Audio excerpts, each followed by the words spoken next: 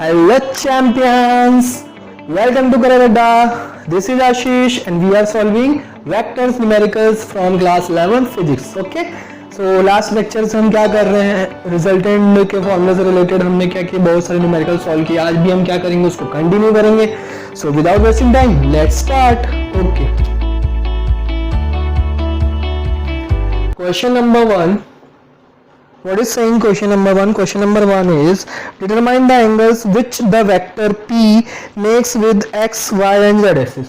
एक vector P है जिसकी वैल्यू गिवन है हमको 2i cap plus 2j cap plus 4k cap. ठीक है, अब ये क्या कर रहा है, ये एंगल बना रहा है x एक्सिस के साथ. सबसे पहले मैं क्या कर रहा हूँ, लेट एज्यूम कर लेता हूँ, let P makes angle with x, y and z axis alpha, beta and gamma, है ना. तो हम पहले क्या करते हैं, यहाँ पे एक वेक्टर P ड्रॉ करते हैं. ठीक है, और इसको हम देखते हैं कि x एक्सिस से कितना एंगल बना रहा है, अल्फा बना रहा है. ठीक है, अब यहाँ पे देखिए हमको px की वैल्यू गिवन है, क्या गिवन है, कितनी 2, जो कि px है हमारा.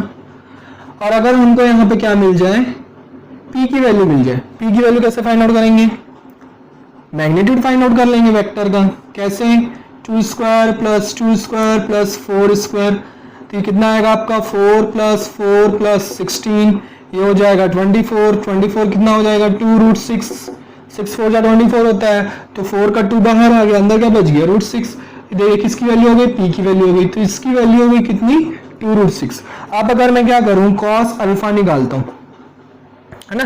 तो cos अल्फा के लिए क्या फॉर्मूला बन जाएगा, cos के लिए फॉर्मूला क्या होता है, बेस अपॉन हाइपोटेनियस c होता है. तो बेस क्या है हमारा px और हाइपोटेनियस क्या है हमारा 2√6. p लिख लेते हैं, फॉर्मूला पहले लिख लेते हैं. तो px की वैल्यू 2, इसकी वैल्यू 2√6, तो 2 2 कैंसिल आउट. तो अल्फा इस वैल्यू कितना मिल जाएगा, cos इनवर्स 1/√6.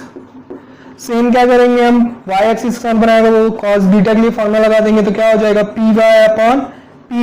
py की वैल्यू कितनी दी हुई है, अगेन 2 दी हुई है. p की वैल्यू कितनी है, 2√6. तो 2 2 कैंसिल आउट. तो आपका आंसर अगेन कितना आया, cos beta is equal to cos inverse 1/√6. समझ में आ रहा है. नेक्स्ट, अब हम देखें cos gamma. cos gamma find out करना है, तो इसके लिए फॉर्मूला क्या होगा, pz/p, है ना. तो इज इक्वल टू pz की वैल्यू कितनी है, 4 और p की वैल्यू 2√6. तो 2 2 जा 4, कितना आंसर आ जाएगा, गामा इज इक्वल टू आ जाएगा cos इनवर्स 2/√6. तो ये इसका क्या आ गया, आंसर आ गया. क्लियर हो रहा है बच्चों. तो ऐसे हमको क्या करना है, तीनों एक्सिस से फाइंड आउट हम कर सकते हैं. Note it down. Question number 2.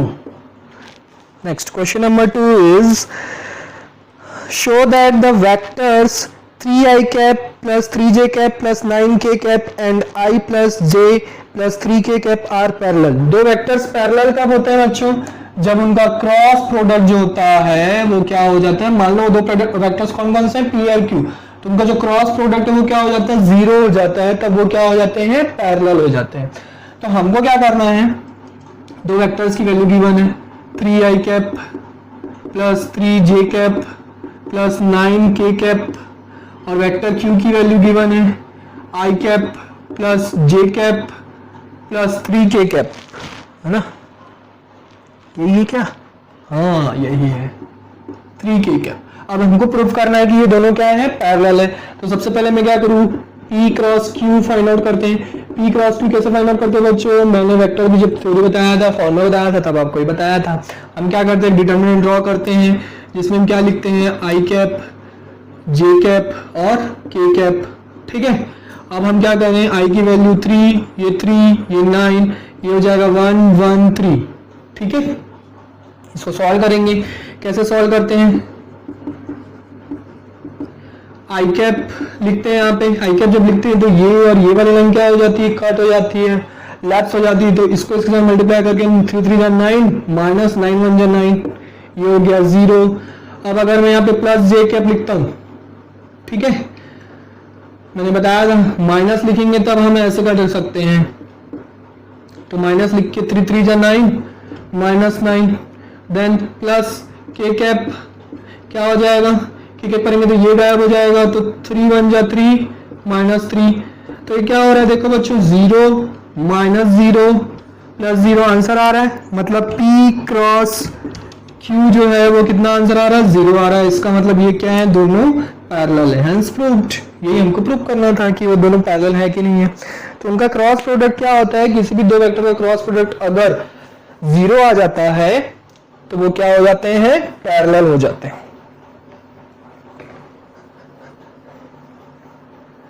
Cross product का 0 वैल्यू कब आएगी, क्योंकि क्रॉस प्रोडक्ट का फॉर्मूला क्या होता है बच्चों, जैसे P क्रॉस Q है तो PQ साइन थीटा फॉर्मूला होता है। अब साइन थीटा की वैल्यू 0 आएगी तभी वो P क्रॉस Q 0 हो पाएंगे, है ना। तो साइन थीटा की वैल्यू 0 कब आएगी, जब थीटा की वैल्यू कितनी है 0 हो। अब थीटा की वैल्यू 0 कब होगी, जब दोनों वेक्टर्स क्या हो जाएंगे, पैरेलल हो जाएंगे, तभी थीटा की वैल्यू क्या होती है 0 होती है।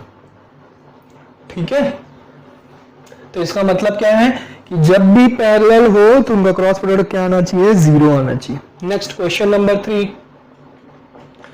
Question number 3 is a cyclist travels from centre O of a circle park. एक सर्कल पार्क है, इसका सेंटर है O, ठीक है। एक साइक्लिस्ट क्या कर रहा है, इसके सेंटर से, ये एनसीईआरटी बुक का भी क्वेश्चन है बच्चों, एनसीईआरटी बुक का भी कवर हो जाएगा आपका, है ना। Centre cyclist travels from centre O of a circular park of radius, इसका रेडियस कितना है 1 किलोमीटर। अगर इधर 1 किलोमीटर है तो इधर भी 1 किलोमीटर होगा, ठीक है। रेडियस तो हर जगह आप सेम होगा 1 kilometre. And reaches point P, पहले क्या किया, O से स्टार्ट किया, कहां पे पहुंचा, P पॉइंट पे पहुंचा। Then after cycling along 1/4 of the circumference, circumference का 1/4 वो क्या किया, यहां से इधर आया, पहले O to P गया, देन P to Q ले लेते हैं, P to Q आया, 1/4 ऑफ हो गया ये circumference, 1/4 of the circumference along PQ। He returns to the centre of park along QO, फिर वो क्या हुआ, रिटर्न गया पार्क में, O की तरफ गया। If the total time taken is 10 minute, total time taken, total time हमको गिवन है कितना, 10 मिनट्स, तो 10 मिनट्स मतलब 10/60 आवर्स हो जाएगा। अगर आवर्स में कन्वर्ट करेंगे तो देखते हैं करना है कि नहीं करना है, करना है। तो हमको क्या फाइंड आउट करना है, नेट डिस्प्लेसमेंट फाइंड आउट करना है फर्स्ट।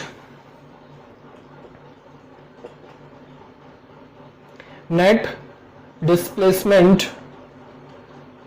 कितना हो जाएगा बच्चों, नेट डिस्प्लेसमेंट, पहले वो O से स्टार्ट किया, फिर P तक गया, फिर P से Q तक आया, फिर Q से O तक आया, तो नेट डिस्प्लेसमेंट कितना हो जाएगा, 0 हो जाएगा, क्योंकि वो क्या कर रहे हैं, जिस पॉइंट से स्टार्ट कर रहा है उसी पॉइंट पे वापस आ जा रहा है। जब initial and final point overlap हो गया तो डिस्प्लेसमेंट तो 0 हो जाएगा ना, क्योंकि डिस्प्लेसमेंट की डेफिनेशन क्या होती है, distance between first point and last point. तो फर्स्ट पॉइंट लास्ट पॉइंट दोनों ओवरलैप हो गया तो उनके बीच का डिस्टेंस तो 0 हो गया ना, तो इसका मतलब डिस्प्लेसमेंट कितना हो गया, 0 हो गया। सेकंड हमको फाइंड आउट करना है एवरेज वेलोसिटी, है ना। एवरेज वेलोसिटी कैसे फाइंड आउट करते हैं, net displacement upon total time. तो नेट डिस्प्लेसमेंट हमारा 0 है तो वेलोसिटी भी क्या हो जाएगी 0, टाइम कितना भी है उसको क्या करना है, एवरेज वेलोसिटी तो 0 हो जाएगी क्योंकि डिस्प्लेसमेंट 0 हो गया। थर्ड हमको फाइंड आउट करना है average speed, average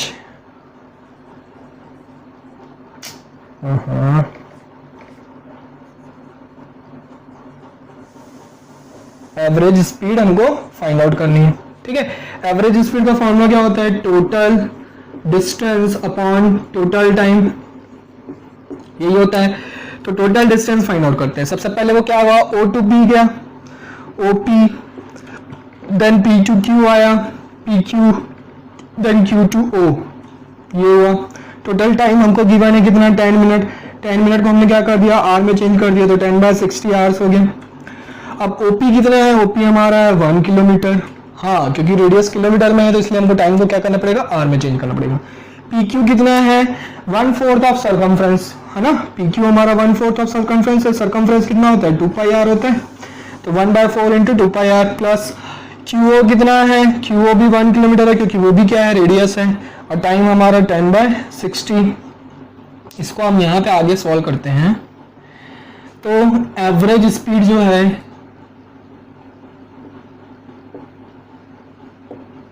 average speed कितनी आएगी, ये आ जाएगी 2 + 2, 2 + 2 1 जा 2, 2 2 जा 4, कैंसिल आउट हो गया, तो πr/2 हो गया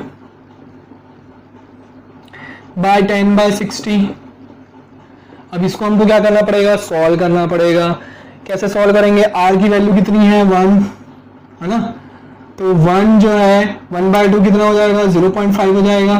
पाई की वैल्यू कितनी होती है 3.14 अपॉन 10/60। अब मैं क्या करूं, इसको 0.5 इंटू 3.14 करते हैं, 0.5 3.14, इसको इंटू करना है तो 5 4 जा 20, 2 कैरी, 5 1 जा 5 7, 5 3 जा 15, तो 1 2 3 1.57, तो 2 + 1.57 आया डिवाइडेड बाय 10/60, तो ये हो जाएगा 2.57 into 60 divided by 10, 0 0 cancel out. अब मैं क्या करूँगा, एवरेज स्पीड के लिए 2.57 को 6 से मल्टीप्लाई कर दूंगा, 6 7 से कितना होता है 42, 2 4 कैरी, 6 5 से कितना होता है 30, 34 4 3 कैरी, 6 2 12 3 15, तो 15.42 km/h के आगे इसकी एवरेज स्पीड आ गई। समझ में आया बच्चों, क्लियर है, नोट कर लो।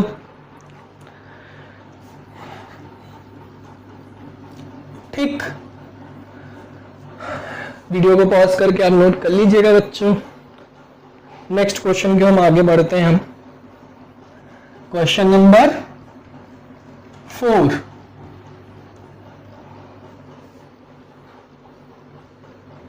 ठीक है, what is saying question number 4?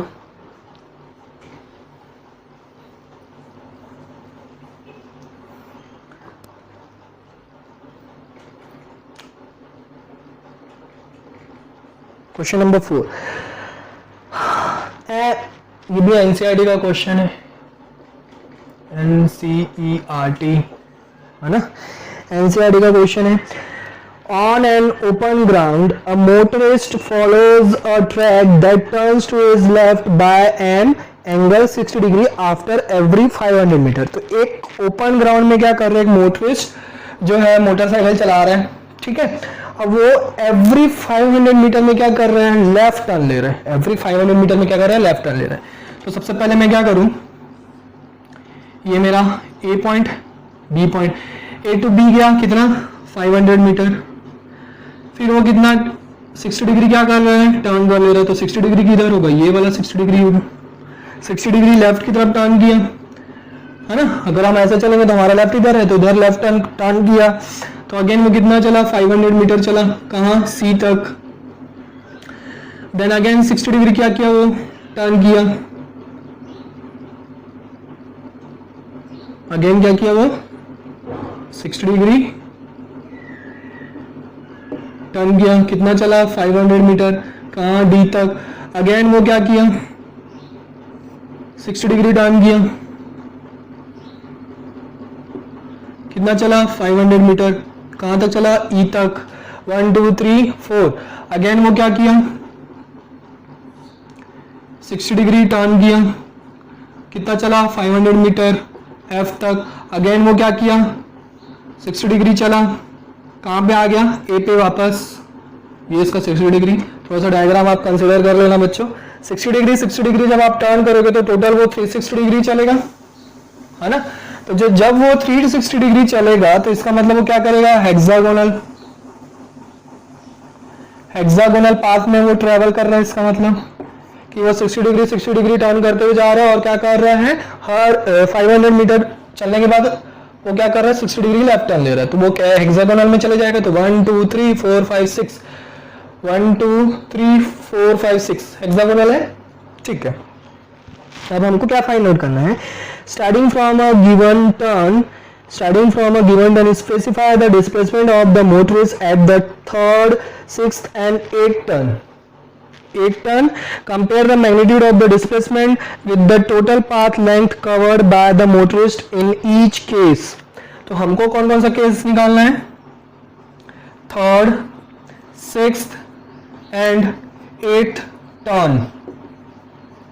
ठीक है, हम भी हमारे पास ये केसेस है 3rd, 6th and 8th turn का क्या करना है? डिस्प्लेसमेंट फाइंड आउट करना है और total ट्रेवर्स part, magnitude of displacement क्या होगा? डिस्टेंस होगा, है ना। तो डिस्प्लेसमेंट और डिस्टेंस का क्या करना है? कंपेयर करना है। तो सबसे पहले 3rd turn, first turn, second turn and 3rd turn. ये फर्स्ट हुआ, ये सेकंड हुआ, ये 3rd हुआ, ये 4th हुआ, ये 5 हुआ और ये 6th हुआ। ठीक है, अब क्या करेंगे? सबसे पहले हम क्या करते हैं? AC ड्रॉ करते हैं। A और C का हम क्या करें? डिस्प्लेसमेंट फाइंड आउट करते हैं। सबसे पहले डिस्टेंस 3rd टर्न के लिए फाइंड आउट करेंगे हम। तो 3rd टर्न के लिए डिस्प्लेसमेंट कितना होगा? सॉरी, डिस्टेंस पहले फाइंड आउट कर लें। तो डिस्टेंस कितना होगा? डिस्टेंस मतलब टोटल ट्रेवर्स पाथ। तो टोटल ट्रेवर्स पाथ कितना है? 500 इंटू 3, तो कितना आएगा? 1500 मीटर आएगा, है ना, क्योंकि वो 3 टर्न ले रहा है। अब मैं क्या करूं? डिस्प्लेसमेंट फाइंड आउट करूं। तो डिस्प्लेसमेंट इज इक्वल टू क्या होगा? डिस्प्लेसमेंट हमारा AD होगा 3rd टर्न के लिए, यही होगा। अब अगर हम इसको देखें तो सबसे पहले हमको क्या करना पड़ेगा? AC फाइंड आउट करना पड़ेगा। AC कैसे फाइंड आउट करेंगे? AC हमारा इसका क्या हो गया? डायगोनल हो गया। ठीक है, डायगोनल हो गया। या फिर आप देखो ट्रायंगल, आप देख सकते हो कि 2 वेक्टर जो हैं वो सेम ऑर्डर में है और उनका जो रिजल्टेंट है वो क्या है? ऑपोजिट ऑर्डर में है। तो फॉर्मूला क्या हो जाएगा? AB square plus BC square plus 2AB BC 2AB into BC into cos 60 degree, है ना। आप क्या बोलोगे? इधर 60 डिग्री है तो ये वाला एंगल 120 डिग्री, हम यहाँ पे 120 डिग्री लिखेंगे। That is wrong. मैंने आपको बताया है 2 वेक्टर के बीच में एंगल कब फाइंड आउट होता है? जब टेल से टेल मिलाते हैं या हेड से हेड मिलाते हैं। यहाँ पे टेल से टेल मिल रहा है क्या? नहीं, ना तो हेड से हेड मिल रहा है। तो क्या करेंगे? इसको पैरेलल शिफ्ट करेंगे, इधर बनाएंगे। तो यहाँ पे क्या होगा? देखो टेल से टेल मिल गया। अब इन दोनों के बीच का एंगल कितना हो गया? 60 डिग्री हो गया। तो यहाँ पे 60 डिग्री वैल्यू पुट करता हूँ। तो AC इज इक्वल टू आपको कितना मिल जाएगा? AB स्क्वायर मतलब AB कितना है? 500। तो 500 का स्क्वायर मतलब मैं क्या करूँ? यहाँ पे 500 स्क्वायर ही रहने देता हूँ, क्योंकि आपको 500 स्क्वायर क्या मिल जाएगा? कॉमन मिल जाएगा। 2 इंटू ये भी क्या हो जाएगा? 500 का स्क्वायर हो जाएगा, क्योंकि AB की वैल्यू भी 500 है, BC की वैल्यू भी 500 है। cos 60 की वैल्यू कितनी होती है? 1/2। तो ये 2 कैंसल आउट हो गया। तो आपका आंसर जो आ गया AC इक्वल कितना आ गया? 3 इंटू 500 स्क्वायर। तो 500 स्क्वायर है मतलब उसके स्क्वायर रूट से बाहर आ जाएगा 500 और अंदर क्या बच जाएगा? √3। तो AC इज इक्वल टू कितना आ गया? 500 √3 मीटर आ गया। अब हमको AC की वैल्यू मिल गई 500 √3 मीटर। इसकी वैल्यू पता है तो AD की वैल्यू फाइंड आउट कर सकते हैं, क्योंकि ये 90 डिग्री है। तो पाइथागोरस थ्योरम लगा सकते हैं। AD स्क्वायर क्या हो जाएगा? AC square plus CD square. AC की वैल्यू 500 √3 का होल स्क्वायर, CD की वैल्यू कितनी है? 500 का होल स्क्वायर। अगेन मैं क्या करूंगा? 500 स्क्वायर कॉमन ले लूंगा। तो यहाँ पे क्या बच जाएगा? 3 + 1 बच जाएगा, है ना, क्योंकि √3 का स्क्वायर 3 होगा। 3 + 1 मतलब 4। ये हो गया 2500। ये हो गया AD स्क्वायर, ये हो गया AD स्क्वायर, ये हो गया AD स्क्वायर। हम क्या करें? इसको रहने देते हैं। 500 का स्क्वायर ले लेते हैं और ये 3 + 1 4। 4 किसका होता है? स्क्वायर। 2 का स्क्वायर होता है। तो दोनों तरफ जब मैं स्क्वायर रूट लूंगा तो क्या हो जाएगा? इधर AD मिल जाएगा, इधर क्या मिल जाएगा? 500 इंटू 2। तो कितना आंसर आ जाएगा? 1000 मीटर। तो 3rd टर्न में उसका डिस्टेंस कितना आ रहा है? 1500 मीटर और डिस्प्लेसमेंट कितना आ रहा है? 1000 मीटर आ रहा है। वैसे हम क्या करेंगे? 6th टर्न के लिए निकालते हैं। तो 6th टर्न के लिए डिस्टेंस कितना हो जाएगा? डिस्टेंस हो जाएगा 500 इंटू 6 मतलब 3000 मीटर, है ना।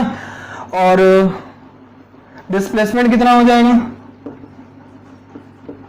6th टर्म मतलब ये 1st, 2nd, 3rd, 4th, 5th, 6th term में वापस वो इनिशियल पोजीशन में आ गया, मतलब डिस्प्लेसमेंट कितना हो गया? 0, है ना, क्योंकि फर्स्ट पॉइंट लास्ट पॉइंट क्या हो गया, ओवरलैप हो गया। 8th टर्न के लिए हम फाइंड आउट करते हैं। 8th टर्न के लिए डिस्टेंस कितना होगा, 500 इंटू 8, 8 5 44,000 मीटर, है ना। डिस्टेंस तो हमको इजीली फाइंड आउट हो जाएगा। डिस्प्लेसमेंट देखेंगे यहाँ पे, अब यहाँ पे डिस्प्लेसमेंट देखते हैं। तो डिस्प्लेसमेंट में देखो 6th टर्न जब हम ले रहे हैं तो वो क्या हो जा रहा है, 0 हो जा रहा है, और 6th टर्न के बाद फिर ये हो गया 7 टर्न, ये हो गया 8th टर्न, समझ में, ये हो गया 7 टर्न, ये 8th टर्न। मतलब हमको किसकी वैल्यू चाहिए, AC की वैल्यू चाहिए, और AC की वैल्यू हम पहले फाइंड आउट कर चुके हैं, कितनी आई है 500√3 मीटर। तो ये आपका फाइनल आंसर हो गया। थोड़ा सा ट्रिकी और अच्छा क्वेश्चन था बच्चों, NCERT बुक का है, note it down. Okay, next question करें। Okay, next question,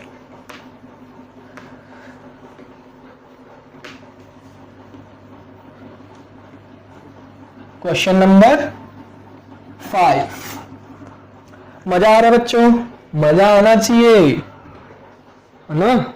numerical solve क्यों कर रहे हैं हम, अपना बेसिक क्लियर करने के लिए, अपनी थ्योरी क्लियर करने के लिए। जितने ज्यादा न्यूमेरिकल सॉल्व करेंगे उतना ही हमारा क्या हो जाएगा, थ्योरी क्लियर होगी, बेस क्लियर होगा। Next question number 5। Question number 5 is if the position vector of a particle is given by, position vector given है हमको, vector r is equal to 4 cos 2t i cap plus 4 sin 2t j cap plus 6t k cap, है ना, metre. ठीक है, calculate its acceleration, acceleration find out करना है at t is equal to π/4 पे। ये तो थोड़ा सा बच्चों आपको थोड़ा सा यहाँ पे नया कॉन्सेप्ट मिलेगा इस क्वेश्चन में, तो ध्यान से देखिए कैसे सॉल्व करेंगे। ठीक है, आपने मोशन इन वन डायमेंशनल में आपने ट्रिग्नोमेट्री पढ़ा होगा, ट्रिग्नोमेट्री का डिफरेंशिएशन इंटीग्रेशन पढ़ा होगा आपने। ठीक है, तो थोड़ा सा यहाँ पे डिफरेंशिएशन यूज होगा कि वेलोसिटी इज क्या होता है, differentiation of vector position with respect to t, ये मिलता है हमको। तो अब हम क्या करेंगे, विद रिस्पेक्ट टू t इसका डिफरेंशिएशन करेंगे। तो डिफरेंशिएशन कैसा होता है, 4 तो कांस्टेंट है तो 4 ही रहेगा।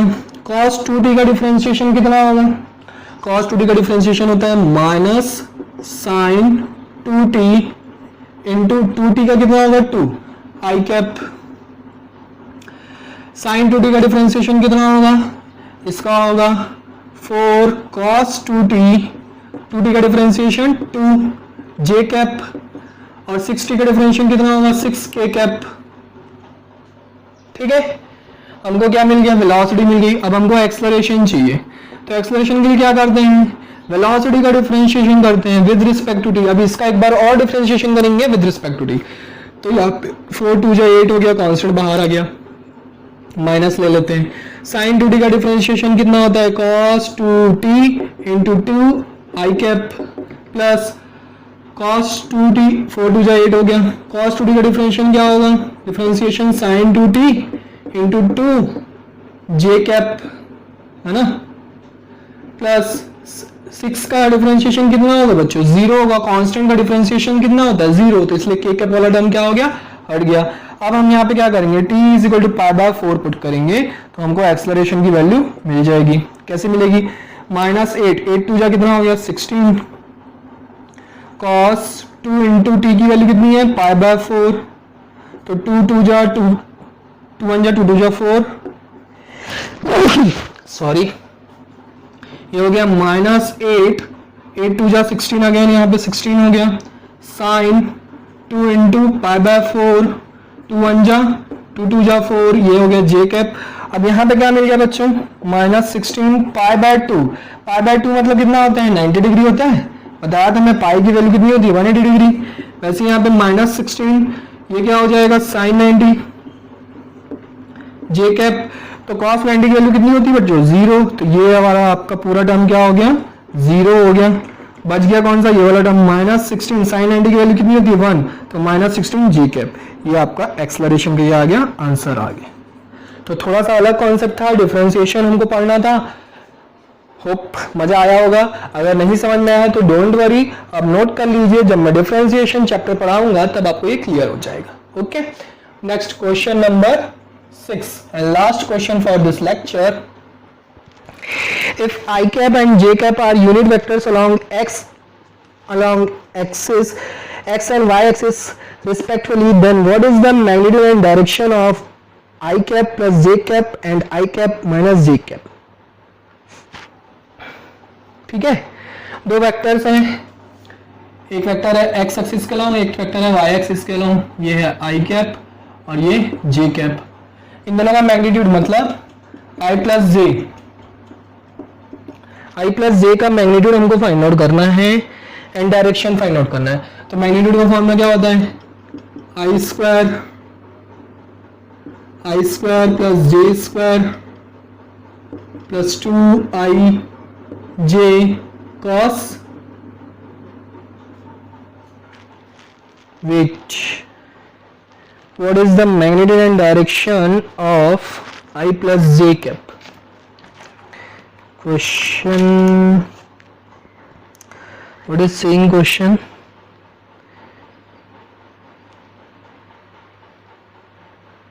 ओके, हाँ, दोनों के बीच का एंगल कितना है? 90 डिग्री है। ठीक, हम सही जा रहे थे। 90 डिग्री, तो cos 90 की वैल्यू कितनी होती है बच्चों? 0 होती है। तो ये वाला टर्म 0 हो गया, तो आपको क्या मिल गया? आई स्क्वायर प्लस जे स्क्वायर। आई की वैल्यू कितनी होती है? 1, तो 1 स्क्वायर कितना हो जाएगा? √2। तो इन दोनों का मैग्नीट्यूड कितना आ गया? √2। अब इनका डायरेक्शन फाइंड आउट करना है, तो इनका जो रिजल्टेंट है वो यहाँ पे मिलेगा, आई प्लस जे कैप, है ना? इसका मैग्नीट्यूड मिल गया, इसका डायरेक्शन फाइंड आउट करना मतलब अल्फा। तो tan alpha is equal to, formula क्या होता है? b sin थीटा मतलब j sin 90 upon i plus j cos 90। cos 90 की वैल्यू 0 होती है, तो ये वाला टर्म 0 हो गया। तो sin 90 की वैल्यू 1 होती है, तो j की वैल्यू कितनी होती है? 1 × 1 हो जाएगा नीचे, और नीचे क्या हो जाएगा? 1 + 0। तो कितना आ जाएगा? 1/1, दैट इज 1। तो अल्फा इज इक्वल टू कितना आ जाएगा? 45 डिग्री, क्योंकि tan में 1 की वैल्यू कब आती है? 45 डिग्री में आती है, तो अल्फा इज इक्वल 45 डिग्री। अब हम क्या करेंगे? I cap minus J cap का मैग्नीट्यूड फाइंड आउट करेंगे। तो इसके लिए फॉर्मूला क्या होता है? I square plus J square. Again बच्चों यहाँ पे 2i एंड j करेंगे, और cos अगेन क्या होगा? यहाँ पे 90 डिग्री होगा। अब ये माइनस जे बोल रहा है, मतलब नीचे आएगा माइनस जे, और इनका मैग्नीट्यूड यहाँ पे आएगा, है ना? तो cos 90 की वैल्यू 0 हम हटा दें, यहाँ पे इसको हटा देते हैं। तो यहाँ पे क्या मिल जाएगा? आई स्क्वायर प्लस जे स्क्वायर मतलब 1 स्क्वायर प्लस 1 स्क्वायर। अगेन हमको क्या मिल जाएगा? √2। तो इसका मैग्नीट्यूड भी कितना है? √2। इसके लिए डायरेक्शन फाइंड आउट करते हो tan अल्फा, तो डायरेक्शन कौन सा होगा? ये वाला होगा, अल्फा। एक्स एक्सिस के साथ निकाल रहे हैं, तो यहाँ पे क्या होगा? j sin 90 upon i plus j cos 90। Again cos 90 वाला टर्म क्या हो गया? 0 हो गया, तो 1 × 1 अपॉन 1 + 0। तो कितना आ गया आंसर? 1/1। तो अल्फा इज इक्वल टू कितना आ गया? Again 45 degree. तो ये हमारा आंसर। तो ऐसे थोड़ा सा घुमावदार क्वेश्चंस पूछे जाते हैं। रिजल्टेंट के मैंने आपको इनफ क्वेश्चंस करवा लिए बच्चों, और भी मैं न्यूमेरिकल्स लेके आऊँगा जो कि आपको कंपटीशन एग्जाम्स में पूछे गए हैं प्रीवियस ईयर्स के, तो वो वाले क्वेश्चंस मैं सॉल्व करवाऊंगा आपको। और इसके बाद नेक्स्ट लेक्चर से हम क्या करेंगे? Dot product cross product start करेंगे बच्चों, ताकि हमारा वो भी कॉन्सेप्ट क्या हो जाए? क्लियर हो जाए। ओके चैंपियंस, आप भी डॉट प्रोडक्ट क्रॉस प्रोडक्ट थोड़ा सा पढ़िए। लेक्चर थ्योरी मैंने क्या की है? थ्योरी का जो लेक्चर है वहाँ पे मैंने पुटअप किया है, आपको डिस्क्रिप्शन में मैं लिंक प्रोवाइड कर दूंगा, आप उसको पढ़ के आइए, ताकि आपको डॉट प्रोडक्ट और क्रॉस प्रोडक्ट के न्यूमेरिकल्स जो है वो क्या हो जाए, अच्छे से क्लियर हो जाए और आप अच्छे से समझ पाए। Okay champions, bye bye, take care, see in the next lecture.